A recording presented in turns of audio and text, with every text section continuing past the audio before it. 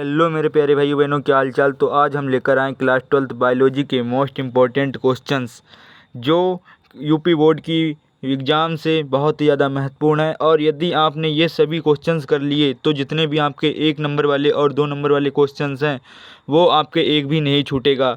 तो वीडियो को लास्ट तक देखना। और हाँ, यदि चैनल पर नए हैं तो चैनल को जरूर सब्सक्राइब कर लेना और वीडियो को लाइक कर देना। तो चलिए शुरू करते हैं इस टॉपर बनने की जर्नी की ओर। तो चलिए शुरू करते हैं। तो देखिए पहला क्वेश्चन है कि मादा में निषेचन कहाँ होता है। मोस्ट इम्पोर्टेंट क्वेश्चन है और हर बार एग्ज़ाम में आता भी है। तो इसे ध्यान से देखना सभी क्वेश्चंस को, एक भी क्वेश्चंस को छोड़ना बिल्कुल भी मत। तो देखिए जो मादा में निषेचन होता है वो होता है हमारा फेलोपियन नलिका में। ठीक है, जो निषेचन होता है वो होता है फेलोपियन नलिका में। तो ये भी मोस्ट इम्पोर्टेंट ही क्वेश्चंस है। और दूसरा देखिए कौन सा है, दूसरा है मासिक चक्र की अवधि कितनी होती है, यानी कि मेंस्ट्रुअल साइकिल जो होता है आर्तव चक्र, उसकी औसतन 28 दिन। ये भी मोस्ट इंपॉर्टेंट क्वेश्चन है, यूपी बोर्ड एग्जाम में आए हुए ही सभी क्वेश्चन है।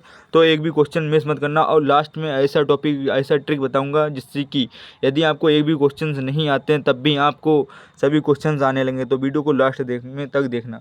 प्रश्न नंबर 3 है, स्तनधारी भ्रूण में अपरा प्लेसेंटा का क्या कार्य है। तो देखिए इसमें क्या होता है, भ्रूण को जो पोषण होता है और ऑक्सीजन देना तथा अपशिष्ट पदार्थ को जो निकालना होता है वो अपरा का ही कार्य होता है। जो प्लेसेंटा होता है उसी का कार्य होता है कि वो भ्रूण होता है उसे पोषण कैसे पहुंचाना है, उसे ऑक्सीजन कब देना है, अपशिष्ट पदार्थ जो होता है उसे कैसे निकालना है। तो ये जो होता है वो अपरा का ही कार्य होता है।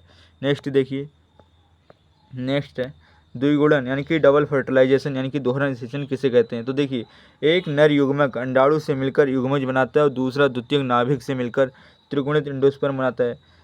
तो ये क्या होता है, ये द्विगुणित डबल दोहरा निषेचन होता है। इसकी खोज जो होती है वो नवास्चिन ने की थी 1898 में। तो ये भी मोस्ट इम्पोर्टेंट है। और देखिए तो ये मोस्ट इम्पोर्टेंट क्वेश्चन है, याद जरूर कर लेना। और 5 नंबर पर है, बीज रहित फलों को क्या कहते हैं और वे कैसे बनते हैं। ऐसे फलों को पार्थेनोकॉर्पिक फल कहते हैं। ये बिना निषेचन बने होते हैं, ये बिना निषेचन के ही बनते हैं और इन्हें पार्थेनोकॉर्पिक फल कहते हैं। तो देखिए प्रश्न नंबर 6, परागण की प्रकार लिखिए। परागण 2 प्रकार का होता है, एक स्वपरागण एक परपरागण। ये भी मोस्ट इंपॉर्टेंट है। देखिए एक एक नंबर के क्वेश्चन, 2 नंबर के क्वेश्चन हैं और हर साल ये आते हैं। तीसरा देखिए 7 नंबर पर देखिए क्या है, हीमोफीलिया किस प्रकार का रोग है। तो ये हीमोफीलिया क्या है, एक्स गुणसूत्र से संबंधित अप्रभावी रोग है। मोस्ट इंपॉर्टेंट है क्योंकि एक्स गुणसूत्र से संबंधित है, संलग्न। अब प्रश्न नंबर 8 है, रक्त समूह की खोज किसने की। कार्ल लैंडस्टाइनर ने की थी खोज। मोस्ट इंपॉर्टेंट क्वेश्चंस हैं और एक एक नंबर में आते हैं और आसान हैं। यदि आप लास्ट तक देखोगे तो आपको समझ में आ जाएंगे कि किस प्रकार से एमसीक्यूज अति लघु उत्तरीय प्रश्न किस प्रकार से पूछे जाते हैं।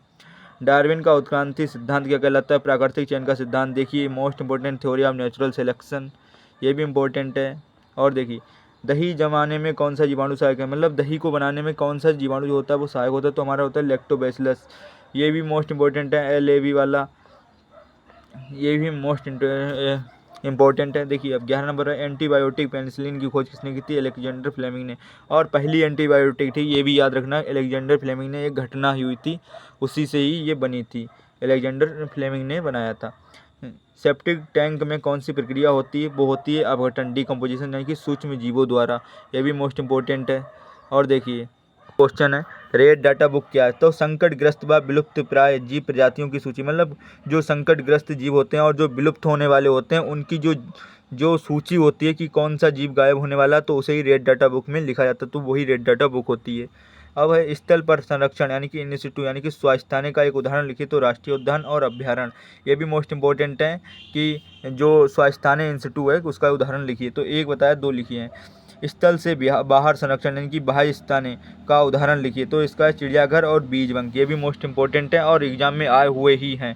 तो देखिए DNA फिंगरप्रिंटिंग का उपयोग कहाँ होता है। तो अपराध की जांच करने में होता है, पितृत्व परीक्षण यानी कि पिता की पहचान में होता है और पहचान अपनी में होता है। तो ये भी मोस्ट इंपॉर्टेंट है। देखिए क्लोनिंग क्या हो, किसी जीव की समान आनुवंशिक प्रति तैयार करना है, मतलब किसी की जैसे फोटोकॉपी होती है उसी के प्रकार से आनुवंशिक जो प्रति होती है उसी को तैयार करना क्या होता है, क्लोनिंग कहलाता है। जैव प्रौद्योगिकी में वेक्टर यानी कि वाहक क्या है। तो विदेशी जीन को ले जाने वाला माध्यम जैसे प्लाज्मिड, तो ये भी क्या होता है, वेक्टर होता है। और देखिए पृथ्वी का फेफड़ा किसे कहा जाता है। ये देखिए 2026 में आने की मोस्ट प्रोबेबिलिटी है। विशाल अमेजन वर्षा वन को पृथ्वी का फेफड़ा कहा जाता है। 20 नंबर कृत्रिम इंसुलिन का नाम प्रथम वाला तो ह्यूमलिन है, ये भी मोस्ट इम्पोर्टेंट है। और यदि आपको और भी टॉपिक की वीडियो चाहिए तो कमेंट में लिख दीजिए टॉपिक, तो हम और ले आएंगे टॉपिक की वीडियो। तो आज की वीडियो को यहीं तक समाप्त करते हैं। और हाँ, चैनल पर नए तो चैनल को जरूर सब्सक्राइब कर लेना और कमेंट में बताओ कि आपका कितना स्कोर लाना चाहते हो क्लास 12th बायोलॉजी के अंदर। तो चलिए मिलते हैं नेक्स्ट वीडियो के लिए, तब तक के लिए धन्यवाद, थैंक यू।